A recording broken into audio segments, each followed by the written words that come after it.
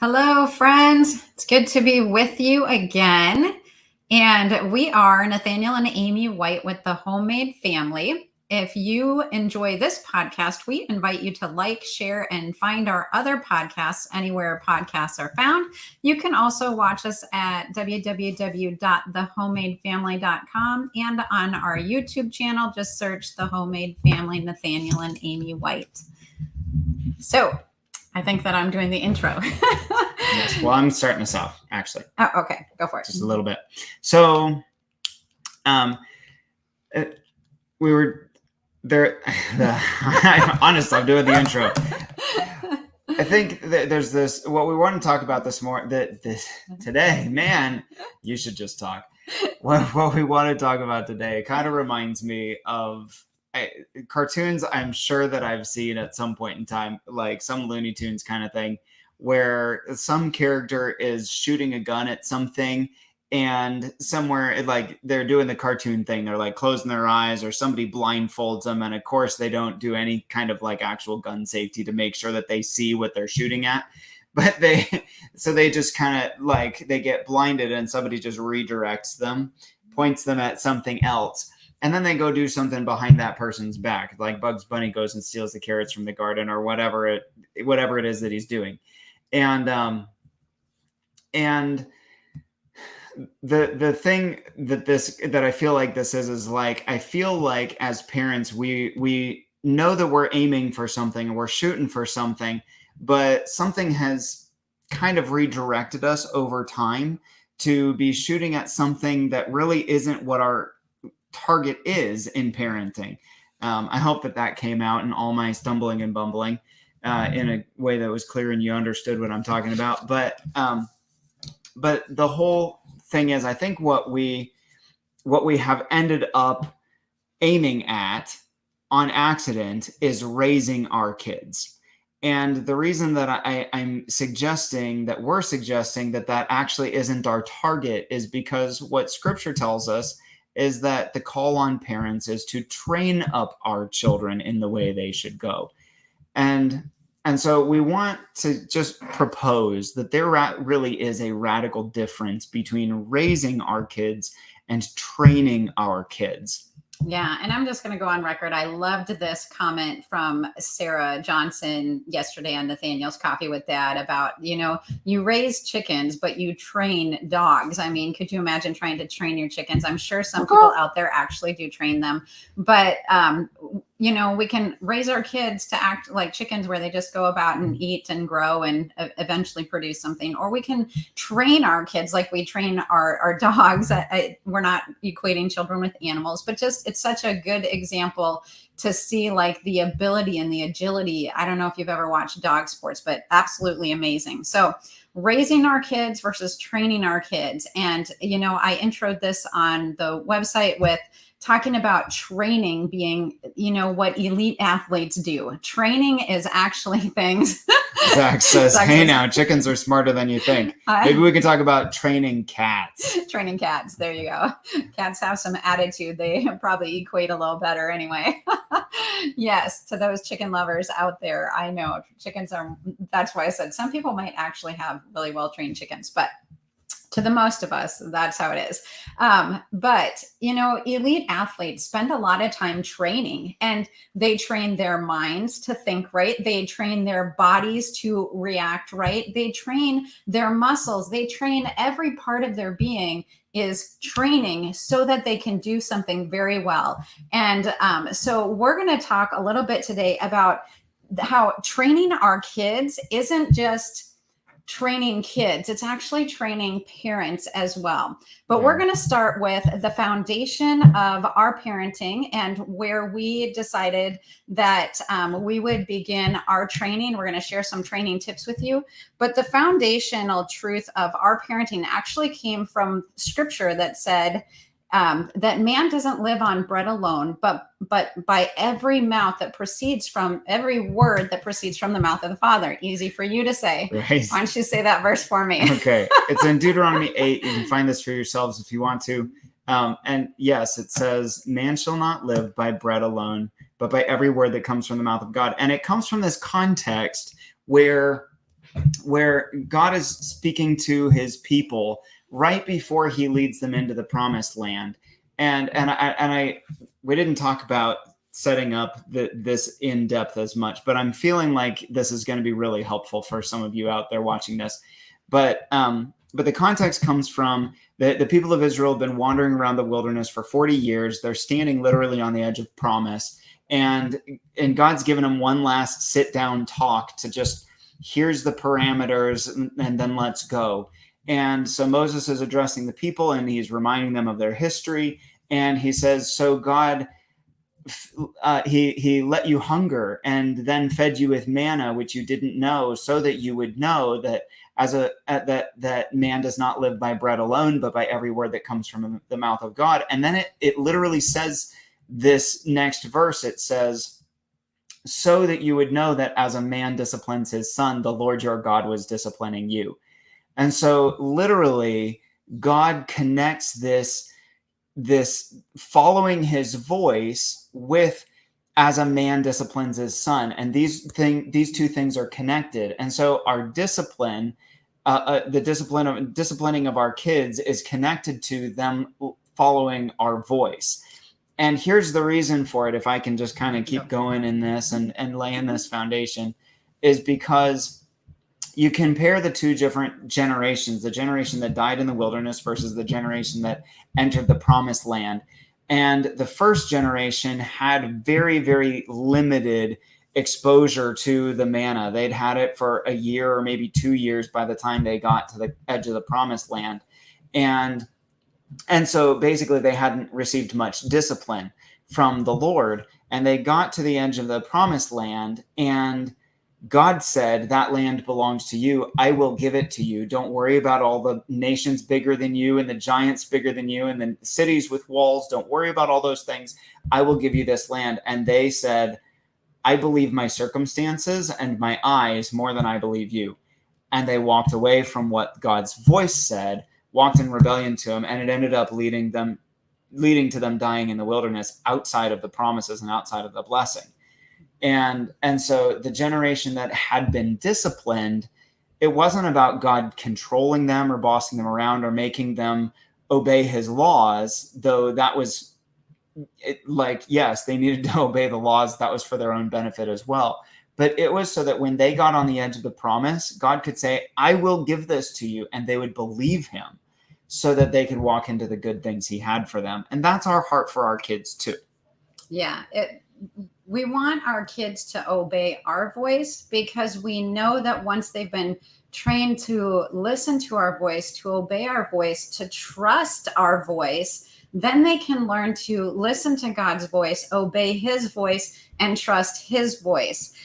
Because truthfully, whether we like it or not, we are a representation of God to our kids. Like if we can be faithful and trustworthy, then they learn that God can be trustworthy and faithful. But if we are not trustworthy and we're not faithful, or we're harmful to our kids, then they have a hard time believing that there's a good father who cares about them and wants to love them and take care of them. And so this young training ourselves and our kids is really important and foundational in their walk with the Lord. Yeah. So we teach our kids to live from our voice. And one of the ways we did that when our kids were really young was we had the 3 no-nos. This is a great thing to start when they start crawling or toddler years.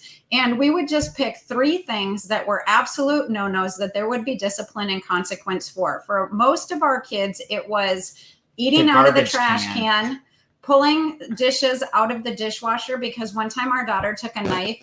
She was like 15 months old, just like learning to walk, a knife. Sharp knife, and stuck it in her mouth and then tried to toddle away. And we're like, oh my gosh, that could kill her.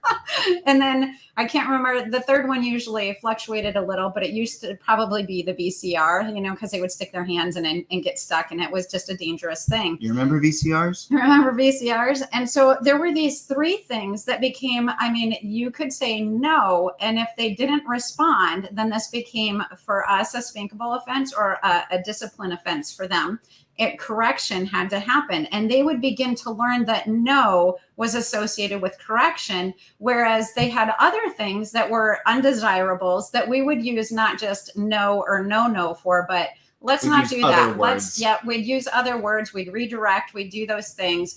But what that training did was when we got out into public or into serious situations, we reserved that no for I need fast action. And it's amazing how our kids learned that, took to that, and then learned to trust our words in that. Yep.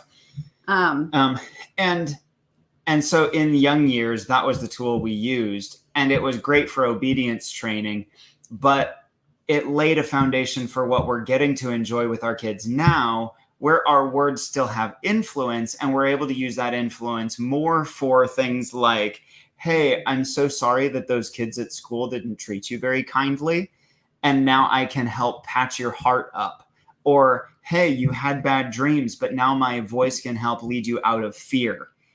It starts with obedience training, but it leads to comforting, influencing, helping, serving, rescuing, all of those kinds of things. If you'll believe me when I say, no, don't eat the garbage or there's consequences. If you'll believe me then you'll also believe me when I say, I love you. Mm-hmm. Yeah, here's just a real quick example too of doing this with kids that we babysit. Like I teach my daughter how to do this. It's really great. If you don't believe in spanking or other kinds of correction, this is a really great way though to obedience train our children to trust our words. We frequently babysit a child who has some emotional behavior disorder, and it's hard. Friends also with foster care use this, but here's the example for him. One day he was at our house and we had just finished eating dinner and we were watching TV and a pizza commercial came on, to which he responded by screaming and crying loudly in the middle of the living room floor while the rest of us were trying to watch TV that he wanted food. Well, he had just finished eating. And so I just gently went up to him and I said, hey, you already ate dinner and here's your choice. You can sit and watch the show with us quietly, or if you would like to cry, you may do that, but you need to do it in your room. And of course, that didn't have any response. So he started screaming all the louder. And I offered him that suggestion again, stay with us happy or go to your room and cry there. And he did not respond again. And so I said, okay, because you didn't respond to my words, here's the next level of consequence. You may walk to your bedroom to cry there, or I could carry you. How would you like to go? And again, he just laid there screaming. And I said, okay, because you chose to not walk, I will carry you. And I had to have Nathaniel because he's a big kid. And we picked him up and we carried him. And as we began carrying him, he screamed, no, I'll walk. And I said, good choice. So we put him down. We let him walk upstairs. And I went with him because I knew I can't just leave this child in this state of very upset. And so could have been destructive. Could have been destructive. And so I stayed with him and I just began speaking life over him. Like, you're so smart. You're so wise. I love you. You're a good kid. Like, I understand you feel frustrated, but here's the thing. You can always trust my words when you come here. And I pulled that out very clearly for him to see. And he's like, well, I want to go back down. And I said, I'm sorry, I can't do that because this was the choice you made. You had the choice there, and then you had the choice there, and this is what you chose. And so we're going to follow through with that. And so I read books and did other things with him up in the bedroom. Now, notice, I don't just leave him. I stay and walk through the process of training. And so I told him, though, you can trust my word. So when you come here the next time, and you find that I'm giving you choices, you can choose right away so that we don't end up in this place again. So the next weekend they come over again and I just told him right up front. And I said, remember now, buddy, you can always trust my words. And he's like, got it. Right. So of course we have another emotional meltdown. I give him choices. But this time I said, you get to choose, but remember my words are trustworthy. And he was like, yep, got it. And then now it's like, there's no problem because we've established that my words have value because I did the follow through. I created the boundaries, and that became a safe and trustworthy thing for him. And we have had so many more really good weekends of babysitting since that event. Right. Yeah. Still lots of work, and there's still things that we're needing to do. It's not like we did this once and it was was better than a Band-Aid. It actually brought healing. Yes. And a security because they could trust my words. Yeah. Yep. Okay. So how do you get there? How do you get there? We talked about our aim, that what we have been taught as parents is that we're supposed to raise our kids. But so often that has just been, pardon me if I'm a little too strong on this, but it's been dumbed down to basically mean I get my kids to adulthood healthy and alive. And because we've been taught that basically there isn't actually hope for anything more than that, that's all we have hoped for. And therefore, those are the only skills we've looked to learn how to do that as parents. And so this isn't a guilt trip on parents who have been in that place. It actually is, we're preaching good news to you, that's good news of hope, that there actually is an ability to lead your kids into so much better than just getting to adulthood healthy and alive. Like, there is something so much more that we can give our kids. And I think as parents, our hearts towards our kids is to give them the world, is to give them everything that we can. And it's just a matter of learning the right tools to do something deeper and more powerful. And so here are some tools. How do you actually do this training thing so that you're not stuck just trying to raise kids? Again, raising kids is good, but it's just a low bar. So the first thing in training your kids is to know that it also means training yourself. So true. And so you might have heard this in Amy's story there, that when, this is actually a skill that you need to learn when you've got a screaming child, like in straight up angry self-victimhood rebellion in front of you, yelling at you. It's really easy to tap into like fight or flight. Like, it's really easy to get defensive. It's really easy to have emotions get really strong very quickly. And so it took training for Amy to be able to stand in that intense place with peace and be able to say, these are your options. First of all, she'd trained her emotional chooser to choose, I'm going to be the adult in this situation. I'm not going to let him dictate my behavior. I will live out of my value system. I'm going to choose to show love regardless of how I'm treated. Step one. Step two, here's basic knowledge. I know I need to give him an either or option. Just this or this. You pick. And then we'll see which one he picks. Now it's a choose your own adventure.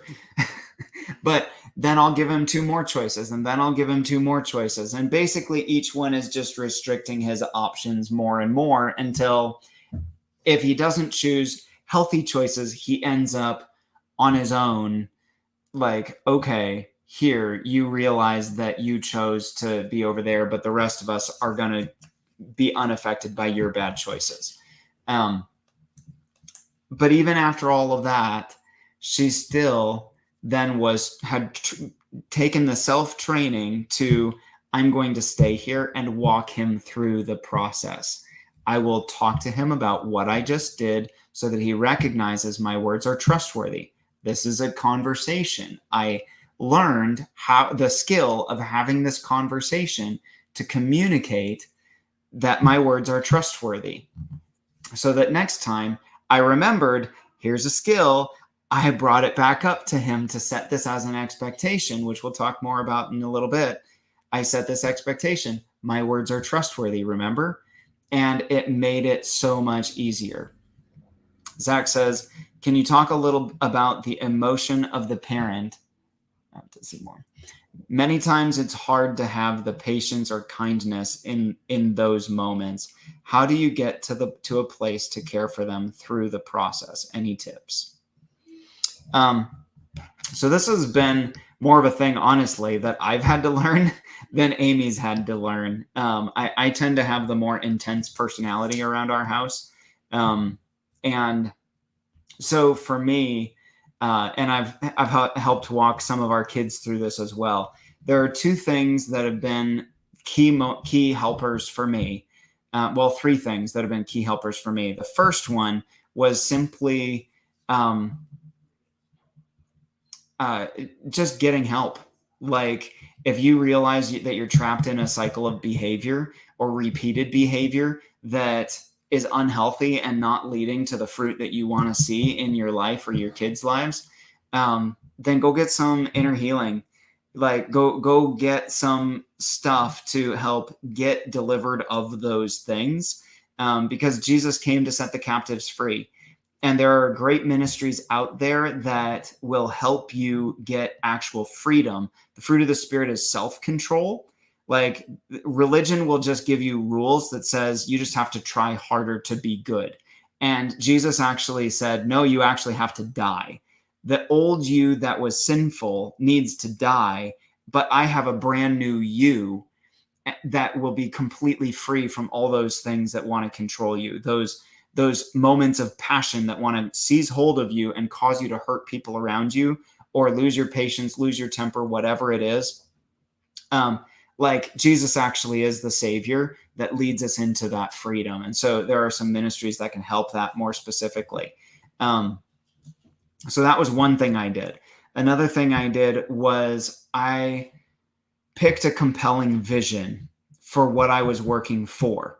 And for me, that was a picture of me babysitting my grandkids with Amy not in the house. That I want my kids to know that I'm safe with their kids. That no matter what that kid throws at me, I'm going to be a safe person for their kids. That was the compelling picture for me, was a grandbaby in my arms. I have a few things too that I've worked on, especially. Oh, sorry. Go ahead. There was a pause as if there. What? That's because you breathed in like you had something to say. Okay, go ahead. But if you're going to go a different direction, the third thing for me was just understanding the nature of those moments. They're a lot like a cliff. And I like for the kids that I've worked through this, we just sit on my bed. And it's like, there's my bed and there's the cliff. That's the side of the bed. And you just kind of walk along like, I think I'm good. I'm good. I'm good. I'm good. Poof, I'm not good. And all of a sudden you're eating kid, like, I don't know. I think there's a lot of parents, you probably have been in those moments where you think you're okay and you think you're in control and you think that you're steady and you think that you are fine to enter into this disciplined situation or whatever the situation is. And then all of a sudden you're yelling or you're saying hurtful things or whatever the problem is. And so the thing that I had to learn was to learn that the edge of the cliff is hard to figure out where the edge of the cliff is, and to make sure that I stayed farther away than I thought I needed to. Like, hey, if I think I might be anywhere in the neighborhood of that cliff, I need to just go make sure I cool off for a little while before I go back. Or I need to tag team. Even if I was the one directly in the situation, I was the witness to what happened. So I ought to be the one who handles the situation. I might be like, hey, Amy, I don't think I'm in a good enough place to know that I would handle this appropriately. So this is what happened. Would you take care of the discipline process? And I'll hand it off. There have been times she's done that with me, times I've done that with her. But yeah, I mean, it's just, and once you're over the cliff, you're still thinking that you're thinking rationally, but you are not. You think you're making good choices, but you're hurting people and it's not actually good. And then later on, you'll realize, oh, I was over the cliff and I should have backed off and I should have done this and I should have. okay, so we just got to learn where is the edge of that cliff, and let's just make sure we stay good and away from it. Yeah. A few things I would say in training ourselves in managing our own emotions is to realize, like essentially what Nathaniel said first, that inner healing piece. If you are being pulled into behaviors or emotions like a child, then you have your own maturing and growth process to go through. And inner healing ministries are great for that. If you need more info on that, please reach out to us. Or just spending time with Jesus and understanding that piece, but also recognizing, especially like babies who don't have any communication, they're just screaming and you don't know why they're screaming. But sometimes that's really hard on a parent and you're like, just stop screaming, first know your limits. When you need to just put a child down and walk away, please do. Even if a child is like in the middle of something that should be having direction, take a time out for yourself also. And again, Nathaniel's words about recognizing that you have to be willing to lay that down. So that helps a little bit. But when the child is a baby and screaming, it's good to just be like, this isn't about me. It's not personal. Nothing is personal. Even when they're older kids, they might be saying all sorts of horrific things about hating you and wishing you were dead or that they were dead or whatever. It's not about you. And so you can like stop reacting out of a wounding or a fear or something like that, or defensive. Like this isn't about that.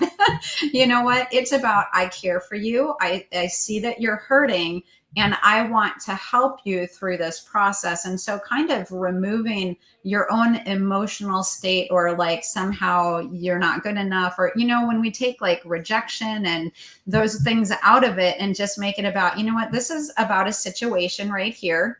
I'm on my child's team. We're not pitted against each other. Let's look at this problem together. How do we solve this instead of coming at it like you, me, and we're just coming at each other this way? We come together and work on it together to find the solution.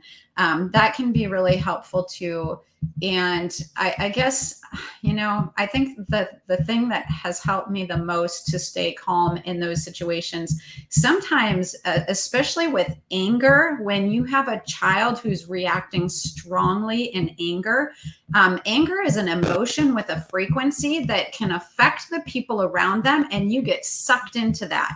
And so having the foreknowledge that anger can be contagious. I just am like, no, I refuse to participate or partner with a spirit of anger. And like, I can recognize that they have that. And that doesn't mean that I need to, and again, if your child needs to cool off or you need to cool off, it's okay to take that break before you come together to work on the problem. Yeah. Really great question, Zach. I think a lot of people a lot of parents, like we've never experienced having somebody scream in our face before. Right. and here we are. Wow. How do I respond to this? Right. Yeah. Yeah. And it's good to know, on one hand, kids have a short memory. You wait too long and they don't even connect anymore with what happened in the moment. So, and obviously the younger the kids are, the shorter that time period is. As they get older, this is a little bit easier, but Jesus just said, don't let the sun go down on your anger. Mm-hmm. It's like, hey, let's address this today. Yeah. Before the end of the day. You have plenty of time to walk away, cool off, collect your thoughts, come back, but do come back. Don't just let it stay unaddressed, because that's kind of like a bone that's broken and doesn't get properly set. It doesn't heal right. Mm-hmm. Or it's like a wound that gets cut open but not cleaned and closed properly, and it can get infected, and it leads to issues down the road. So yeah. And one more thing about this is I found myself I always kind of figured if I got to the point that I was pushed too far, then what it really meant was that I waited too long to take care of the problem in the first place.